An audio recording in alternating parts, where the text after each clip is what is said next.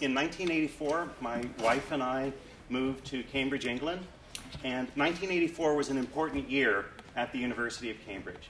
1984 was the year that Peterhouse, the oldest college at Cambridge University, first decided that it was okay to admit women. 1984. And brave women they were going to have to be too, because the master of Peterhouse College, this is what we would call a dean, the master of Peterhouse College said, his words, "We are letting the scrubbers in." Okay? The scrubbers, the people who scrub the floor. That was what the master of Peterhouse College said about admitting women. So Cambridge had some gender issues in 1984. So my wife and I lived at a place called Wolfson Flats in Churchill College. Now, Churchill College is named after Winston Churchill, who had something to do with World War II. And Winston Churchill was the sort of person after whom whole colleges are named. Wolfson, in whose flats we lived, was the sort of man apparently after whom flats are named. It's kind of like C.C. Little at the University of Michigan. C.C. Little is apparently the sort of guy after whom bus stops are named.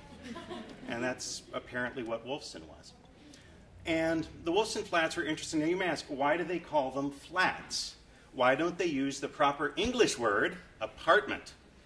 Well, the reason apparently that they call them flats is that the roof is dead flat. Now, you may also know that Great Britain is at the wrong end of the Gulf Stream, so it is blessed with two things, cold and rain. Flat roofs, rain, what could go wrong?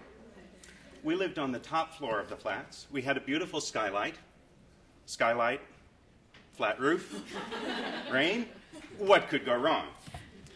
What's really amazing is it did not drip. It did not ooze, it did not spot. The skylight simply opened up one night as though a gusher of water, as though there were a man standing on the roof of the Wolfson Flats pouring a pitcher of water down onto our dining room, well, card table that was used for a dining room table. Now, right next to the card table was a large metal box, a really large metal box, full of hundreds of bricks. This is what was in the flat, hundreds of bricks. And within those bricks had only one purpose, really. The function of those bricks was to get hot.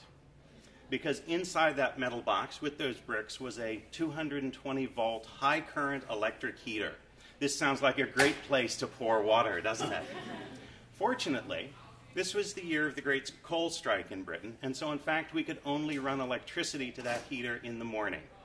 And so there was no electricity, no electrocutions that evening. The theory behind this box is you heat up the bricks in the morning, running the heater, and then the heater turns off because there's no electricity. And then throughout the afternoon, the heat radiates out from the bricks, and throughout the evening, the heat radiates out from the bricks, and throughout the night, the heat radiates out from the bricks. This is the theory. Like evolution, it's only a theory. It doesn't actually work. We actually slept in sleeping bags for the entire year that we were in Wolfson Flats at Cambridge. We also had a very nice full kitchen in our flat, and by a full kitchen I mean we had basically something the size of a dorm room fridge and a 2-burner camp stove. And we could use this to prepare meals. There was a meal on the table the day of the Great Flood, but you had to basically shop that day, prepare your meal that day, because you couldn't store food and you couldn't prepare much food.